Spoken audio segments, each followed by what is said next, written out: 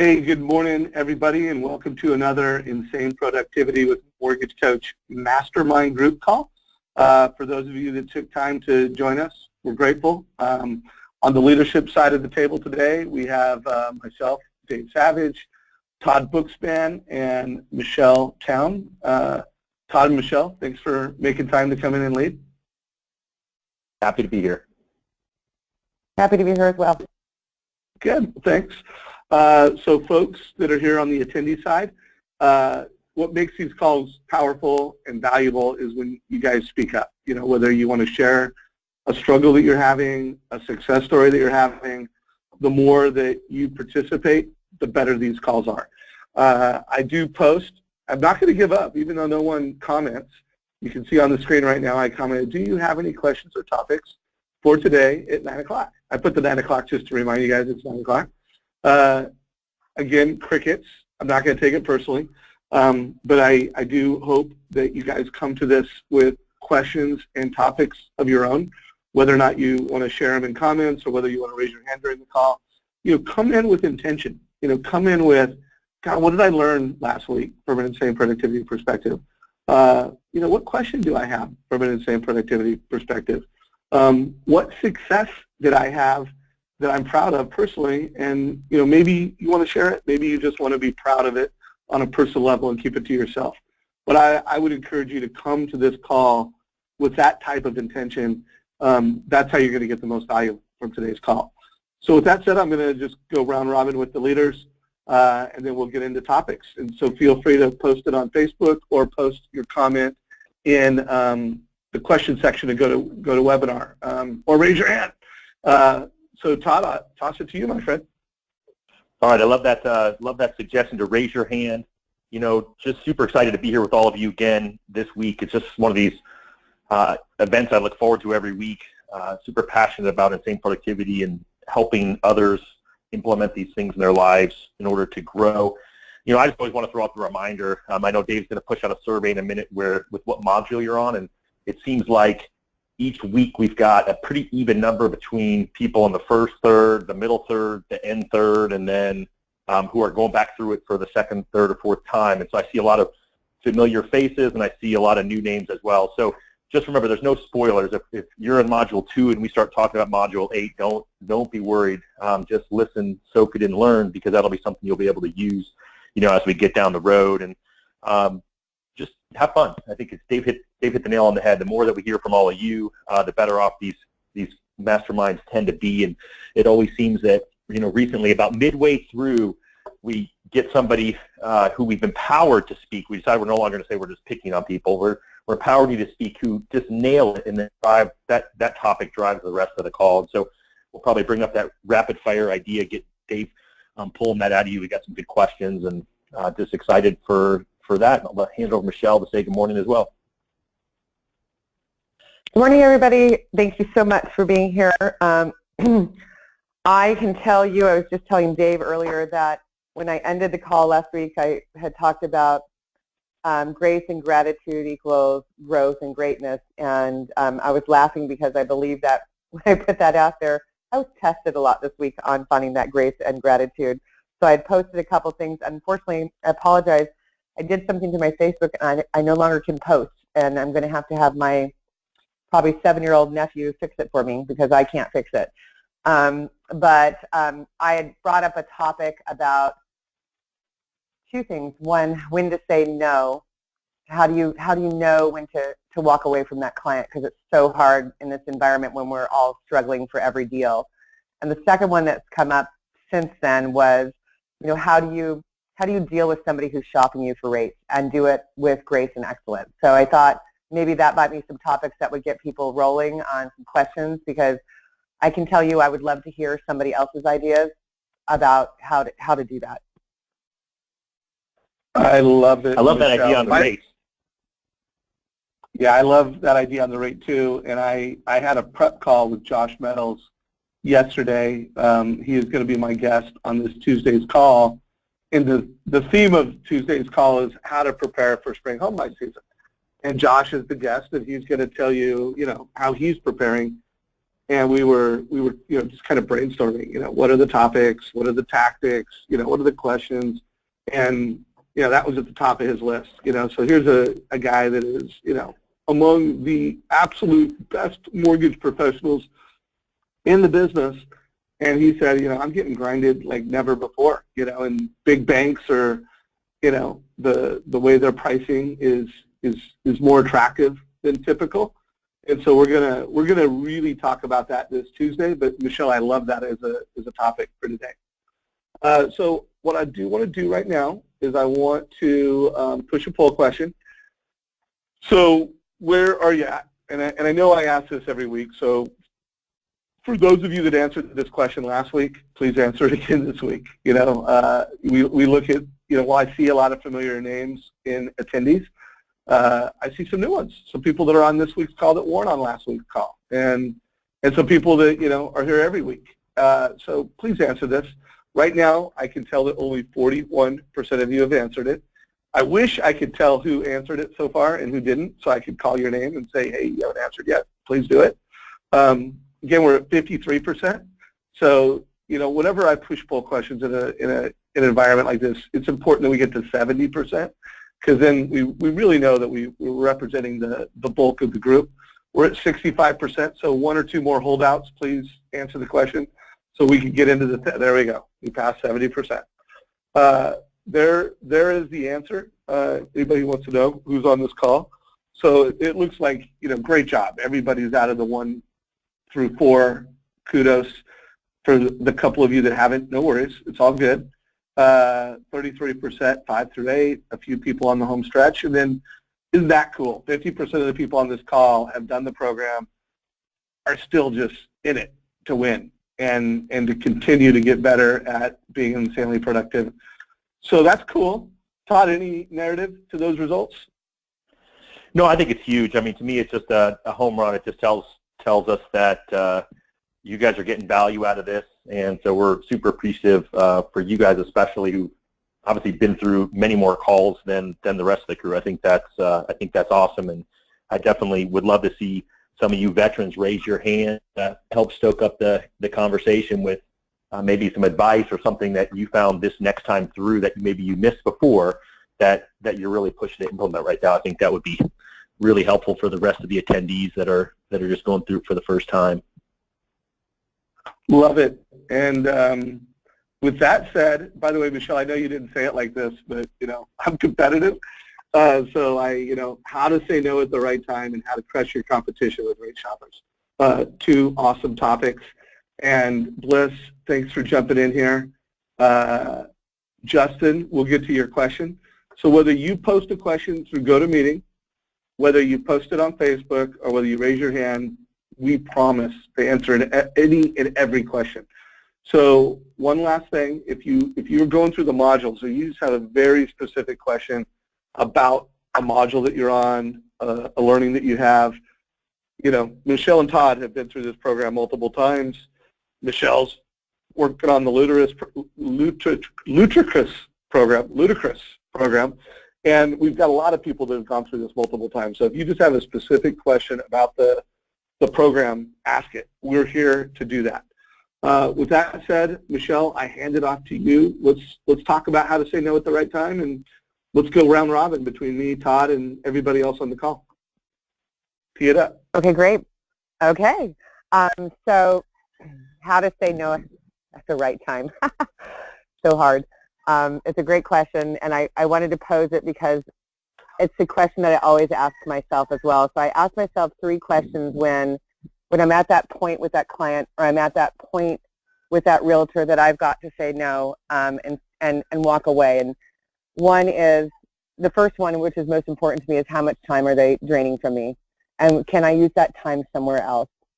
Number 2 is something on the Darren Daily today. It was more about food, about getting rid of that food in your cupboard that is not good for you. And I kind of apply that. I like that because I could apply that today and say, well, that's what I look at as well. As I look at that realtor or that client that's not feeding the fuel for my team, not going in the direction of the core values of what we've designed as our team. And then the third one is if I'm intolerant to anybody who curses at me. I literally am intolerant to that, and I let them know that, and I give them one shot to apologize, and if they don't, then I move on and tell them I'm just not the right fit for you. So I don't know if that helps to start off the conversation.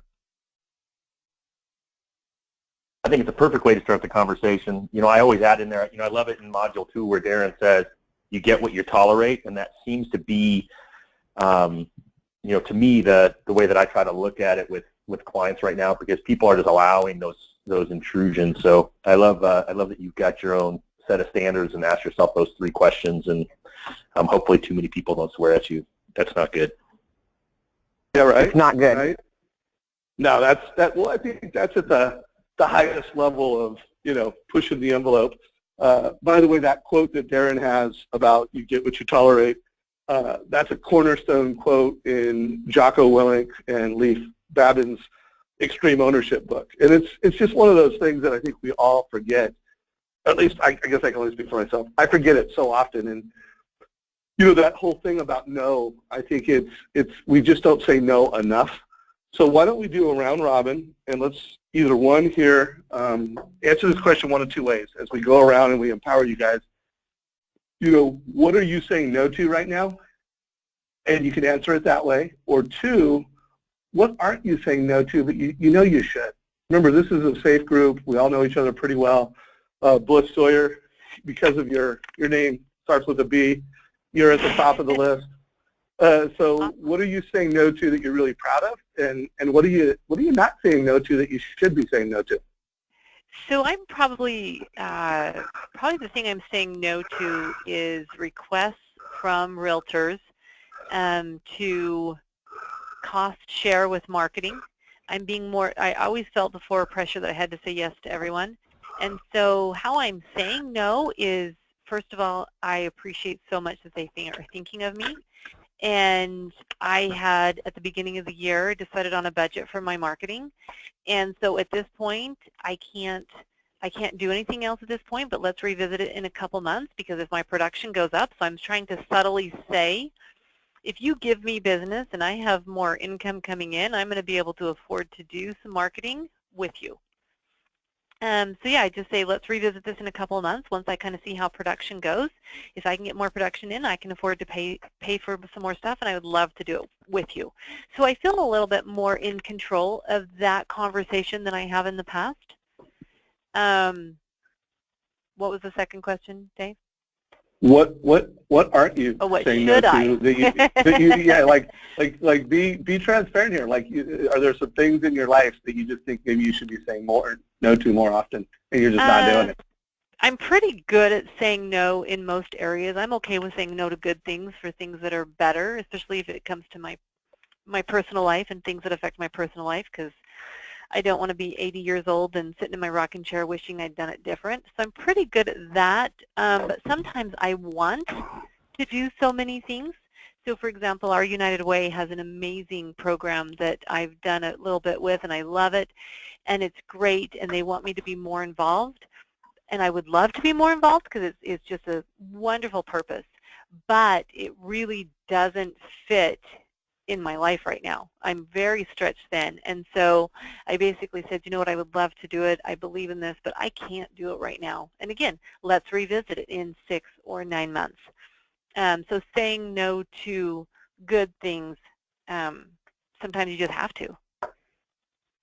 Love it. Great response. Todd or Michele, anything you want to add to what Bliss said, or any questions you have for Bliss? You know, I always think that co-marketing thing is such a hard one, Bliss. I mean, there's so many, seems like everyone's getting hit from every direction. So kudos to you for being able to say no. Are you running it through a filter from a relationship perspective? I mean, I know most people are going to do the math of, hey, right, this makes no financial sense, but are you running it through any other kind of filter or making other requirements with regards to what you're doing with well, yeah, with 2 other requirements. partners? First, I need to like them. I don't want to have my name on marketing of someone, even if they're a top producer, if we're not friends, because most of the people I work with, I'm friends with them. I'd go on vacation with them, right? And then, you know, also what is the potential for for it's very hard to track this, my return on investment, because sometimes you pay for things simply to have a deeper relationship with that realtor, and that's okay. But sometimes you pay for things that you hope to get specific return on investments for. As far as, I want at least one deal. I'm doing a home show tonight with some real estate agents. It's kind of the semi-annual at a big conference center. And I did it last fall, and I worked 2 shifts at it at like 10 hours. I hated not all of it. I hated most of it because it was too much time, right? But I got one deal out of that.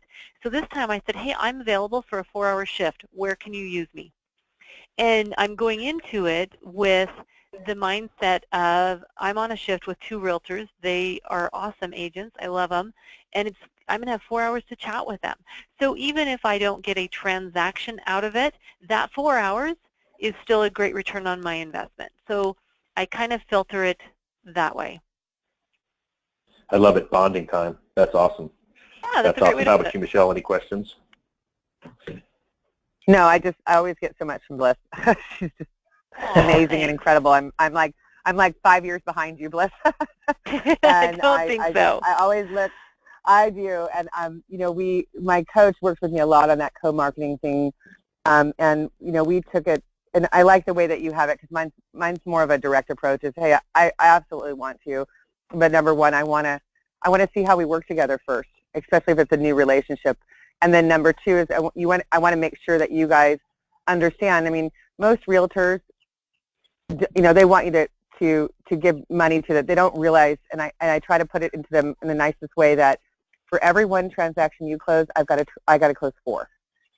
So.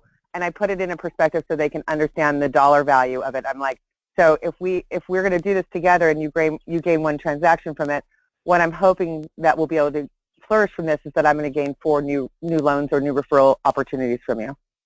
That's brilliant. I'm writing that down. That's helpful. They think we have this. I think that real estate agents think that we have, and title companies too, they think that lenders and title companies have these bottomless pits of money to spend on advertising, and a lot of times they don't realize it comes out of the pocket of the individual loan officers, sometimes after tax money.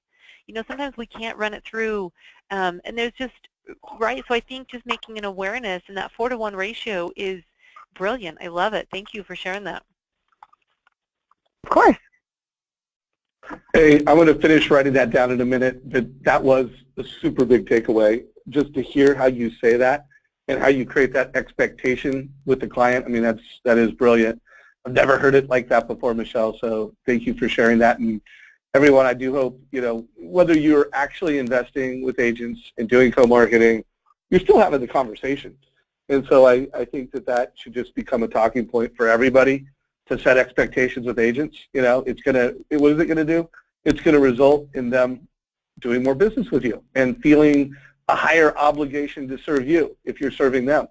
And then, you know, last thing I'll say on that, and then Michele Town, I mean, she tracks how many loans she helps, not loans, purchases she helps agents close.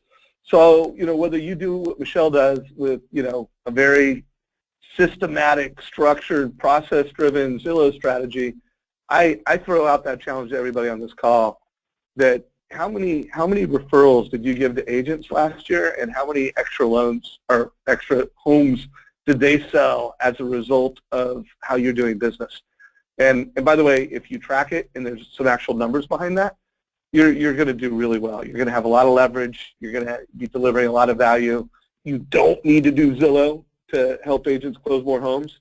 We're going to cover it on my call with Josh, but there's a whole strategy around helping just with the realtor's own database to help drive move-up sales. You know, you could just, with the realtor's database, you could help them, you know, sell more homes with the right strategy, and we're going to talk about that next week. So, Bliss, thanks. As always, you are awesome. So I started at the top of the list. I'm going to go to the bottom of the list. And Troy, you have been unmuted. What are you saying no to that you think is something worth sharing, and what are you not saying no to that you should be saying no to? Well, I am saying no to emails, meaning right now I have my email turned off. I finally got doing that a few weeks ago, which is great. Clients really, and even anyone in front of you, they really appreciate that. And then just telling people when they knock on my door, just I'll get to you like 5-10 minutes, and just back to the focus aspect of it. But what I'm still doing bad is when that phone call rings, I take it too fast. I hate sending people to voicemail. So that would be the one thing that I'm still working on. So what do you think Michele the or possible Todd, solutions are to that one?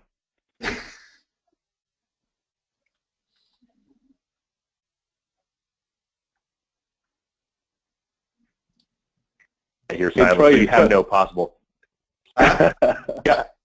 You know, it is funny because I do think that many people in the mortgage business pride themselves on their availability and how quick they are. And I'm the first one to say that as an originator, one of the challenges I always ran into was I hated calling people back. You know, I dislike voicemail a lot. In fact, I still pay, even though people don't necessarily call me as much anymore in the coaching chair, but I still pay the $40 a month for the thing that types out all my emails and sends them to me so I can just read them instead of listen to them. And so I think it's just a matter of, again, you get what you tolerate, and the expectations that you set around your partnerships with regards to how available you are or are not is really how you're going to come around that. Once I explain to people how my schedule was and what my availability was, then and I said, hey, no worries, if you get my voicemail, not a big deal. I check it frequently, and I'll call you back. And once they saw that I did that, and they knew what to expect, I just said, hey, it's, if you call me in the morning, I'll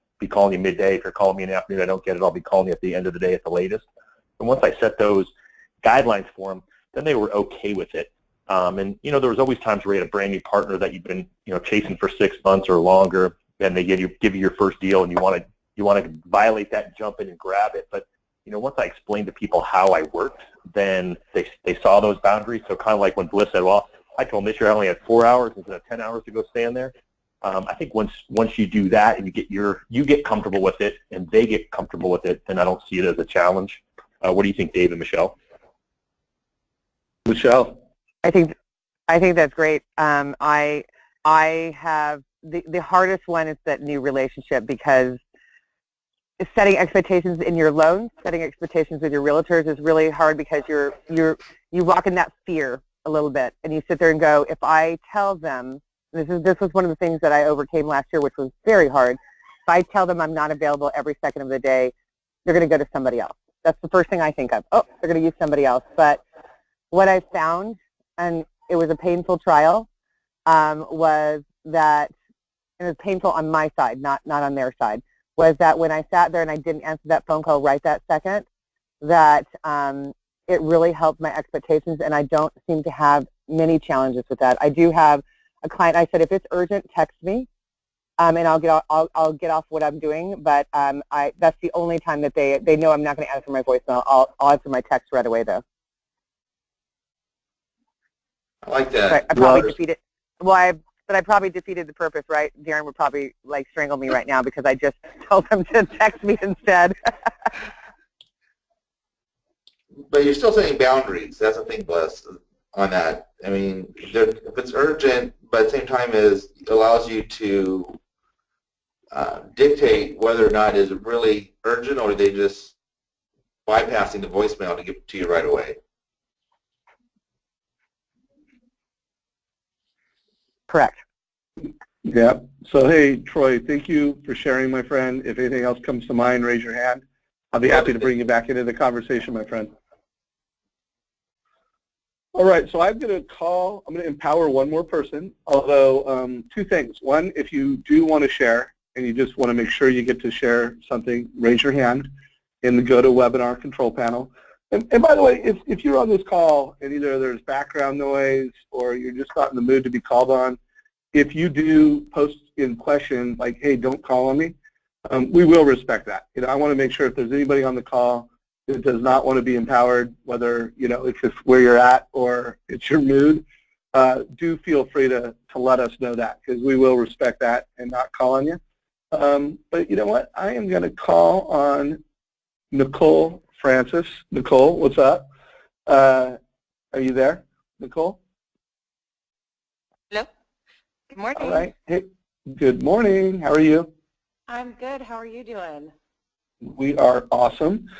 So anything that you are saying no to that you think would be great for this audience, or anything you're not saying no to that you just think you'd be more insanely productive if you said no to it? Oh, well, I've been really trying to focus on keeping my keeping my family time. And, I got a new lead last week. I just ended up getting burned. I mean, this whole rate conversation and big bank. I basically took a lead that was very hot, new client, new agent, didn't come as a referral to me because it was a Zillow lead. And I worked on it all weekend, and this file had so much hair on it that it really took me doing a ton of research. And I just made myself way too available, went just way above and beyond, and now the client's going to go to Chase. I mean, it'll probably end up working out because Chase is not going to do this loan, and I'll have it back. But I just, I'd been in such a good habit of putting my own personal boundaries and creating, and I asked permission, to my husband. I said, I really want to work on this on the weekend. So, it's not like I'm not communicating about it, but I could have been enjoying my weekend, and instead I just was, kind of busting my tail over something that doesn't come to fruition. And I understand that's the nature of the game, but it's really about anytime somebody is really grinding you, or you're having to sacrifice something that's valuable, I think you have to put those boundaries up. And so I broke that rule, and I'm sorry that I did that. And so that's what's on my mind right now. Wow. We all feel you. I mean, we've all done that. And I'll really throw that back to Michele or Todd. Michele, any comments on that other than I'm sure you've done that at least once yourself? At least once.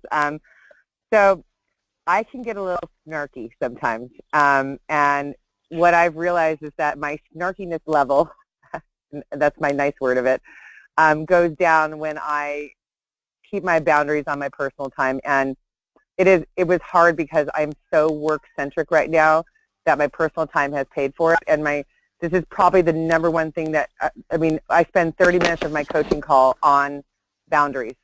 And it is so important. I'm coming to the point, and maybe it's just where I'm at in my age, that I look at it and I say, if you need an answer right this second, the answer is going to have to be no, because I need time to plan. I need time. I've got other things to do. And if somebody is not going to respect, somebody calls me and says, I need an answer right this second because we're writing an offer, I will say, listen, I'm out. I can get to my computer in about 30 to 45 minutes. I'm out with family. Is that okay with you? And if they tell me it's not, I tell them I'm really sorry. I'm not the right person for you, because I find that the clients that make me drop everything that second, that those clients are my challenge files throughout the whole process, because I've set that expectation that I'm going to be there every second of the day. And as hard as it is to walk away from a $1.2 or $1.3 million deal, or a $100,000 deal, it doesn't matter what it is, I feel better. I feel bad for about 15 seconds until I get back on my horse and go do what I was supposed to be doing. So, Nicole, I feel for you, honey, because I know that file was tough. Yeah. Well, I got to imagine there's 10 other people on the call, or 20 other people on the call thinking the same thing that you're thinking, that they've been there before. And I love your script, Michele, of just pointing out, hey, here's what I'm doing with my family. I think when people understand the why behind it too, and I would just say, hey, this is really important to me, but here's how it is. And hopefully there'll be some other strategies learned in Insane Productivity to work through that going forward. What do you think, Dave? I think so. So, hey, Nicole, thanks for adding value. Anything else you want to share before we move on to the next person? No, I think that's what's existing in my world right this moment. So that's all I got. All right. Well, if guys, one quick question. What's Let me that? jump in and ask one quick question. So, Nicole, was it just rate that you lost the deal over in the end, or was it something else? Yeah, I mean, yeah, that's what they're saying. But I just, I don't think I'm going to act. I really have a very big hunch that it's going to be back, because I just don't think there's any way that it's going to get done through them. But at the end of the day, people will use you for your time and to get all of these answers. I mean, I talked to the seller, let them know, about how much research I had done, and basically got this client into the contract. So that's why I feel particularly, a little bit upset about this one. But, like in Insane Productivity, Darren says life organizes around the standards that you set for yourself. And as I was doing it, I just really wanted to make it happen, but I was breaking my own rules. And so I think it's just about sticking to your plan, working your plan, and, staying consistent. Because Michelle's right. I mean, that deal was probably, maybe it wasn't ever mine anyways, and I just, spent valuable time on it. So we'll see. I'll let you guys know if it comes back. I love the attitude on it. It sounds like you did a good job of leaving it in a good place with the clients, so that they know they're welcome to come back if it doesn't work out at Chase, or probably in this case when it doesn't work out at Chase. Because I think that's such a key thing for everyone to hear, is that if you get short and mad at somebody, like, oh, you suck, you're going somewhere else, then they're not coming back.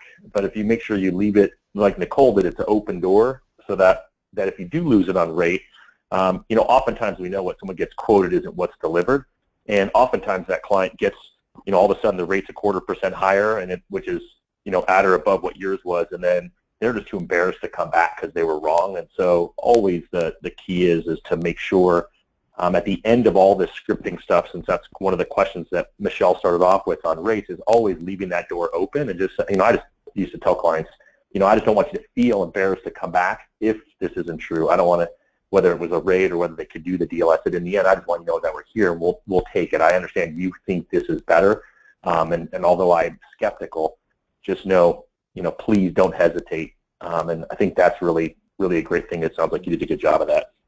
Yeah, thank you. Thank you. And right. one thing I'd like to put in there, and Dave, can I put in one thing, because I think this is super important to tag on to Todd, is Absolutely. Nicole, when that client, I don't ever, if I lose a client for rate or for whatever it is, I always tell them, I'm going to check in with you in about 7 days to make sure everything's going okay. I'm here for you, and I do that religiously, and they might say, oh, it's going great, and then I also circle back when I know that they're going to close. I call them a week after they close to see how the experience was, to say, I'm really sorry I wasn't the one to help you. And I will tell you 90% of the time when I do that, the clients say, I should have stayed with you. Not that it helps me for that moment or that one check that I was going to get, but it makes me feel better at the end. I know it's terrible, but it makes me feel better. But I also know that when I continue to reach out to that client throughout the years, that maybe the next time I'm going to get that deal. And they do appreciate us checking in, or sometimes I'll just talk to them about their frustration level with whatever's going on, and I'll walk them through it. And they'll go, gosh, you're doing this and you're not even getting paid. And I said, well, that's what I was trying to tell you at the beginning. It's not what I'm about. The money doesn't drive me. Yeah. No, I think that's great. The following up and checking in with them after closing is important, because I'm sure they'll buy another house or refinance or tell their friends about how we didn't use her, but how awesome she is. And so that's a really good point. Yeah, and don't forget to check. Yeah, and don't forget to check in during, because especially with this particular deal, if they're 10 days in and Chase hasn't delivered an approval, you want to come in and save the day. Yeah, and I did go and meet the agent. I mean, so it's not like I might have picked up a new agent, so it's probably, it's all going to work out in the end. But, yeah, thanks, guys. All right. So that was great leadership in the tail end, Michele, and I wrote down that quote, I think it's a Darren quote. Nicole, you said it today. Life organizes around the standards that you set for yourself. And And I also think it's important what Michele just said about the standard she has of serving people. And she says it's not about the money. And she's not like, when she follows up in 7 days and after close, it's kind of like, my guess is it's not because, they're going to be a referral source and this person is and this person isn't. That's like a standard that you set for yourself. That, hey, even when I lose it, assuming it's a cool person, they didn't cuss at you, it's someone that you want to have as a future client, you just set that standard, you put it in your CRM, and it happens. So I think that's super powerful. So hey, I really want to get into the scripting conversation, and we really need to get into it within 5 minutes. But I also want to make sure we empower Edward. Edward, you posted on Facebook. I want to make sure that we serve you in today's call. So Edward, I've unmuted you. You made a comment here that you're having a challenge saying no enough. This is a big issue for you. Could you put a little color around that? And then again, we're only going to spend about 5 minutes on it, but I want to make sure we serve you. So give us a little more color, and then each of us will share something that hopefully is helpful. Well, I think the general consensus in our business, it is about service. And so it's always about, when I'm asked to do something, I always say yes. And without giving thought about my time or what's on my plate, or I just do it. It's just my nature. And I've got to learn how to say no. Because if I say yes to everything, I accomplish nothing. It's that simple. Yeah, give us a little example of something that you've said yes to recently, and maybe you either should have said no, or you might have delegated it. Could you just give us something like very tactical that might be on the border of where you're coming from? Well, when they're very difficult, it's a difficult file, and it's going to take some time. And the comment that was made earlier about, recognizing that for what it is and telling them, no, I can't do that right this minute, but I can set that aside and do that because it's going to be complicated, in-depth, and it's going to take a little time to put it together. I've done that, where I'll jump on something and let something else slide where I should have been focusing on the task that I had at hand, and complete it and let the other person know that I would get to it and put it in line next. I just need to say no. That's simple. Right. So Michele, any leadership you could bring to Edward, between what he said on Facebook and what he just shared? Oh, and also family too. Family, I can't say no to family.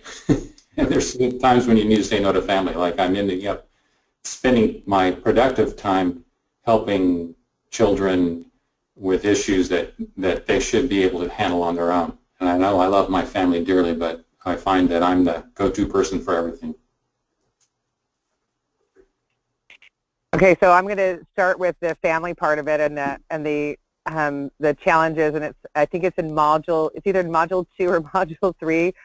You got to give that monkey back. It's my favorite thing that Darren did was, I always, and my friends know it now, so when I say, well, gosh,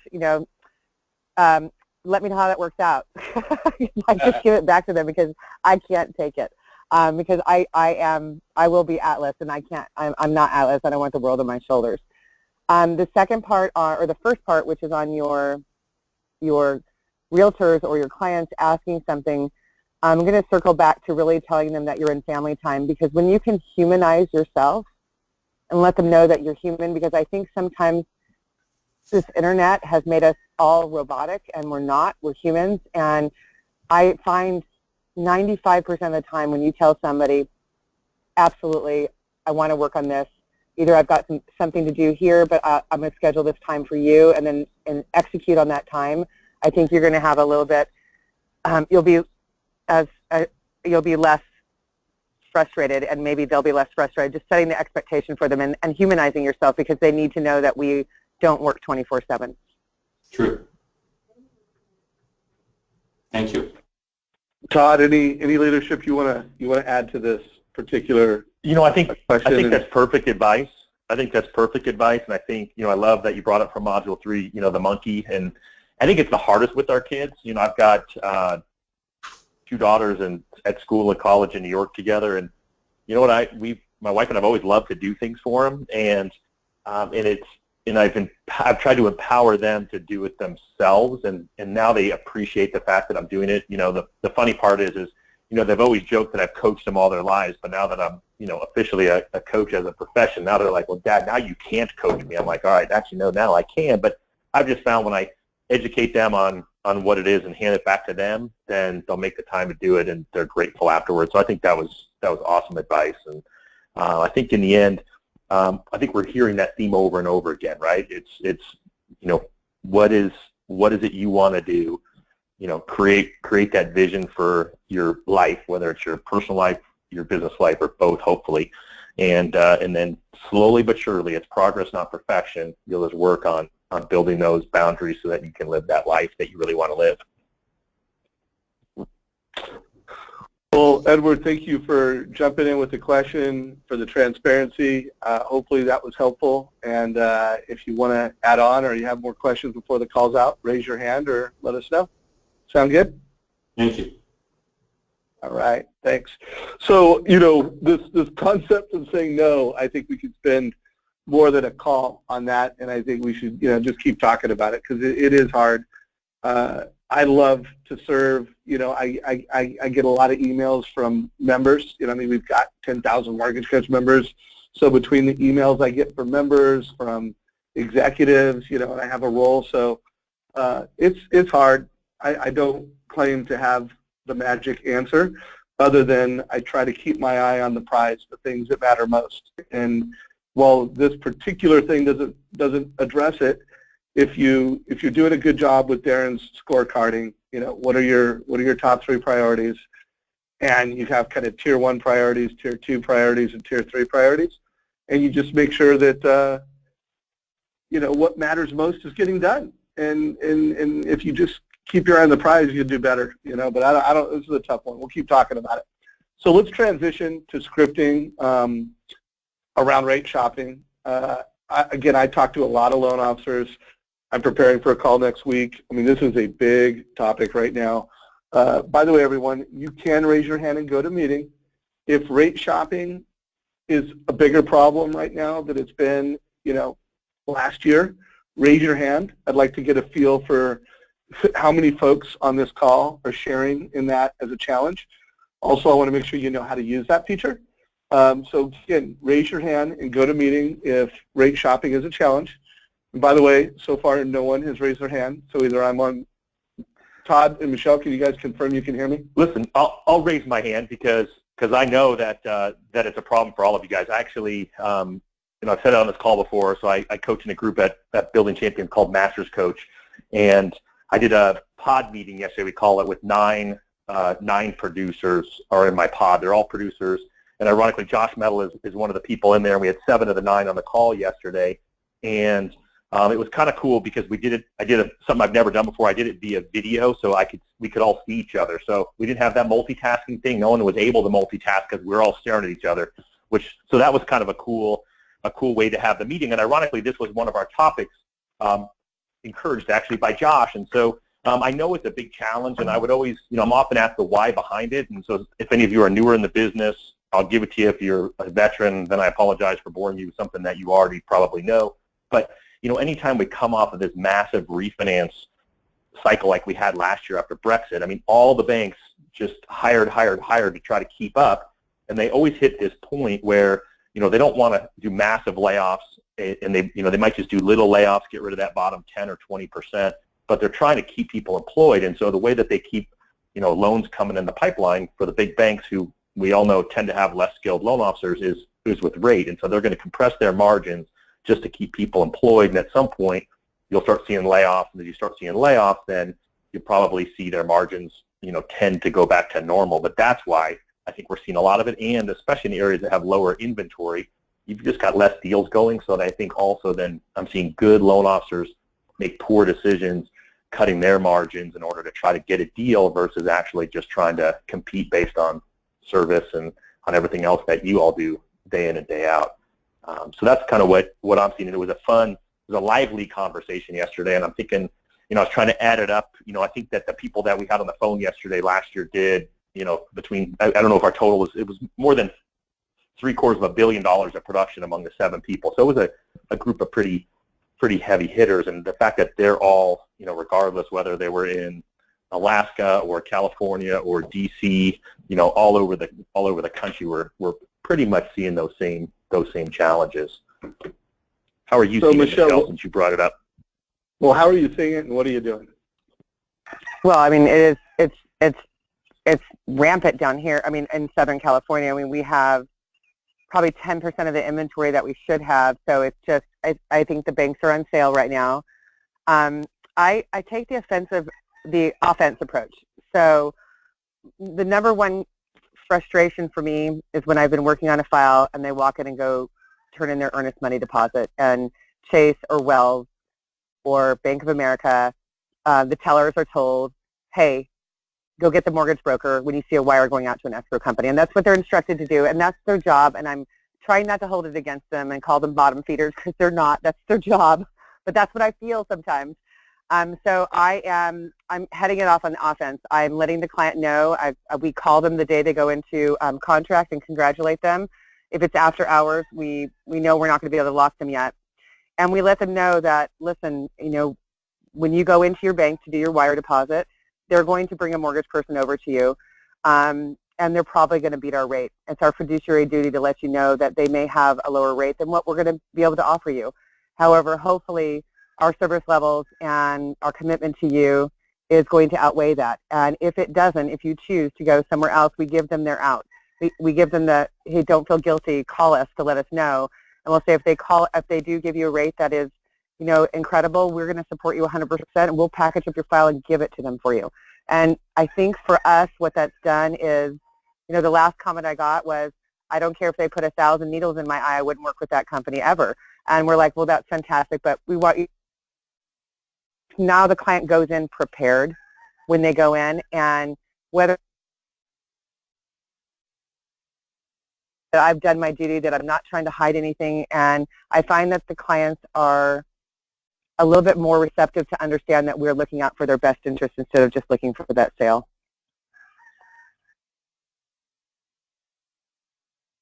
That is good strategic perspective. I'm not going to speak to it a lot, even though I do have a lot of thoughts on it, because I'm going to be interviewing Josh on Tuesday.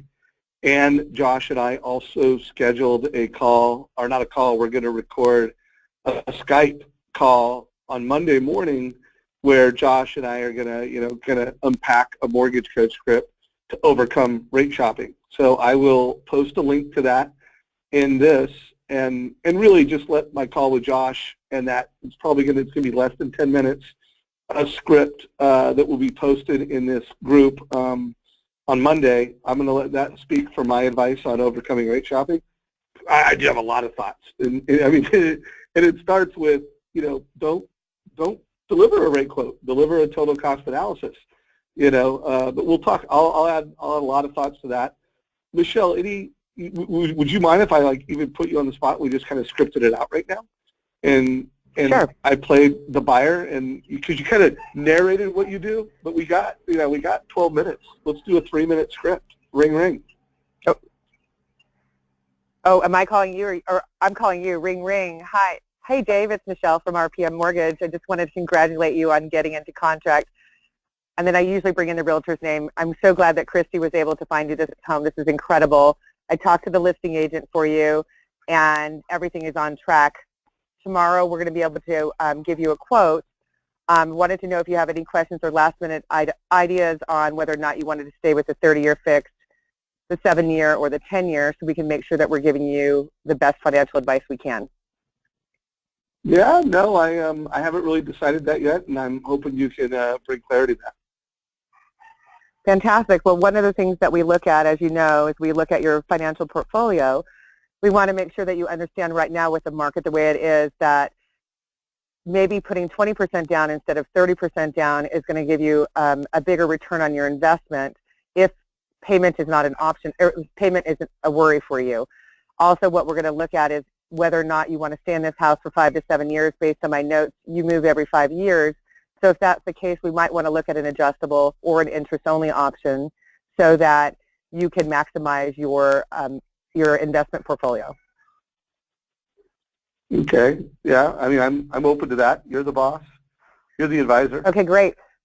Okay, great. Well, tomorrow we noticed that you bank with Chase and One West Bank.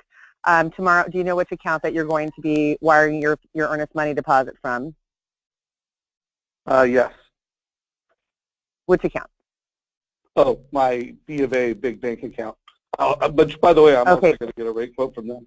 Heads up. Oh, fantastic. We definitely encourage shopping. So when you go into Bank of America, they are probably going to sit you down and talk to you about interest rate quotes. Right now, because you have a portfolio with Bank of America, they're probably going to come in at a better rate than we have. So we want to let you know that we honor that, and if that's the course that you choose to take, we're fine with that, and we're going to support you 100%. However, your file, just remember, it goes a little bit over the guidelines of 43%, so make sure to discuss that with them when you're talking to them, and also you're going to be using business funds. Sometimes the banks have a little bit of challenge with that, but whatever you decide, we're here to support you. Great. Great. So basically that would end my script. Yeah, I got it. Well, let's first of all, you're being preemptive. You kind of know where the puck is going. You're addressing it. Let's do this. I mean, let's really crush this one between now and next week. Michele, I know you and by the way, I want to give Michele kudos. I had reached out to her last week, say, hey, Michele, would you help me? I want to record a script for the Mortgage Coach community. And Michele told me no. She said, Dave, I can't do it this week. She created clear boundaries. I think she told me kind of like high level why she couldn't, but she would love to do it the next week. So great job, living insane productivity, saying no, making sure that you focused on what was most important this week, but yet you didn't say no forever. You pushed me off to the following week. So Michele, let's make that one of our questions that we're going to record a video around, when we talk. Okay. Sound good? Sounds great. So yeah, so guys, we are in the last 8 minutes, so I want to make sure anybody's got a question, raise your hand, we'll answer it. Todd, anything else you want to add to this, how to crush your competition when, rate quoting is tough? Anything else on this topic before we just kind of go into wrap-up mode? Well, I love that Michele gets put on the spot and can totally nail that. I think that's one of the things that I've always struggled with, and I see a lot of people get all tightened up and stumbling over their words. So well done. And I think, again, kind of like you just did, Dave, to not take away the thunder from your call with Josh, I would say that the one thing that I've always said and that I brought to the group yesterday is that people just want a competitive deal. And so I would always be trying to remind people that that's what it's about. It's not about not always necessarily the no one wants the worst deal, and everyone would love the best deal. I tell people, hey, I'm the cheapest guy that I know, but I just say, hey, you know what, we're going to be competitive. And I just kind of try to hammer that word competitive home, because what I tend to find is that as long as they have that feeling, I take most people who, the old high trust script of tell me what's important, about this transaction to you. I mean, we've never probably had a client who said, I don't want the best rate, I don't want the lowest fees. And so when someone says that, I'm like, awesome, you know what, I think that's great. That's just how I am and all the rest of my clients are. I can't promise you I'm going to have the lowest rate. I promise you if you pick up the phone, look on the internet, and find some bank in Kansas, they're going to probably be trying to cut rates in Arizona to steal business from here today. But what I will promise you is we're going to be competitive with the local market. And ultimately, in the off chance that you do find a better deal out there, hey, just let me know. We'll do everything to keep your deal. We just want a shot at the business. And typically found that when I did that, number one is it did stop some of the rate shopping. Some people are like, oh, that sounded good, and then they didn't actually go rate shop. And then I also found that when people did go rate shop, they still felt comfortable coming back to me and saying, hey, you know what, I found 4 1/4. And we're whatever it was, and then that gave me the ability to use what Michele said. Okay, well, hey, you know what, that's awesome, but again, I'm putting you on a program that has higher DTI than what they are allowing, or if I could put holes in it, I would. Or I'd say, awesome, you know what, let's see if we can't, get a price exception and compete with that. Or if I sent them off because I thought it was unrealistic and not a real quote, then I used what I said earlier of just, hey, if it doesn't work out, just come on back. I didn't do what Michele did, which I loved, is the 7-day check-in and then the closing call afterwards. And so, but what I did find is that, again, I didn't get a lot of those, Dear John, like, hey, Todd, sorry, I went somewhere else emails. People at that point would always say, hey, here's what I found, take a look at it. And I think as loan officers, that's what we want. We just want a shot at it, right? I mean, we always know we're not going to have the lowest rates every day. And so I think if you set your client up to be comfortable, like Michele did, you set your client to be comfortable to come back to you if they find something better, at least have a dialogue with you about it. And then at that point, you've got the decision, depending on your company, the structure and pricing, to know what's best for the client. And I've always told a client, hey, you know what, if it's a great deal, I'm going to tell you and I'm going to send you over there. But I just found that happens so infrequently. And I never felt like we had the best rates. I think that, the times where I saw the studies out there that get put out and there's, the different quadrants of rates, I'd say I always originated for companies that were kind of smack in the middle. So I always knew that half the people would have better rates and half the people would have lower rates, but, it was what it was. And so I would just be thinking through what you're saying and hopefully what you're hearing from Michele and I and Nicole's experience. You can kind of put together what is that story I want to tell look like? Where is my heart? Where am I coming from? And am I okay giving it my all for a client, telling them, you know what, if it's not me, good luck, and still, hoping for them to come back. And, again, I think you're going to find that a lot of people are going to appreciate that, and you'll lose less business than you thought otherwise. Love it. Well, great topic. Again, I'm going to create some recorded training content over the next, week. I recommend we do come back to that next week because it's an important topic. It's a competitive market out there. In every loan, multiple lenders touch it. Whether they actually went through a full pre-qual with multiple people or they looked at it online. I mean, you have competition, and right now you have competition like never before. So I do want to try to help you guys be insanely productive when it comes to coming out on top. One last comment. I actually had a cool conversation with Joe Paluzzi. Did I pronounce his name right? Michele, he's, top loan officer at RPM. Paluzzi? Yes, I think that is. Yeah, I'm really terrible with names, Dave. I know first names, and I know if you're a horse or a dog, I know your name. But first name is what I know. Yeah. Joe. So Joe, and this guy's like, #1 loan officer at RPM, one of the absolute, top producers in the United States of America. And he's reached out to me on Facebook. It was super cool. I got a private message from him over the weekend saying, Dave, I'm using Mortgage Coach and loving it. And I'm like, oh, guy like Joe, best of the best is on the team. I got to leverage that. First of all, we got to do a little success story around it. And so we had a really cool conversation yesterday. And I wrote down something that he said, that I think is fitting. And he's like, MC helps me go from being a questioned advisor to a trusted advisor. My clients just trust me faster with Mortgage Coach. And I was just like, boom. At the end of the day, most people are not grinders. There are 10 to 20% of people, it doesn't matter how much they trust you and like you, they are just programmed to grind and shop and search. But, the majority of people, they don't want to search, grind, and shop. They just want to like you, trust you, and make it easy to do business. So think about that. Think about how good a job are you doing at being that trusted advisor within the first 1 minute, within the first 5 minutes, within the first 10 minutes.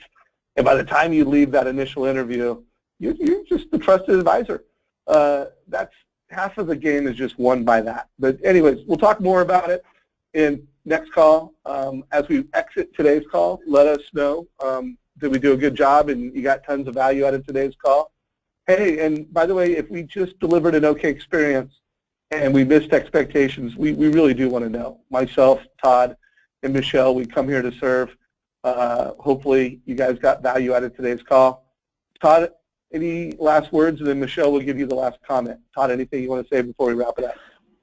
I would just say crush it in Insane Productivity this week, right? Pick one thing in whatever module you're on and just commit to implementing that in the next 7 days with excellence.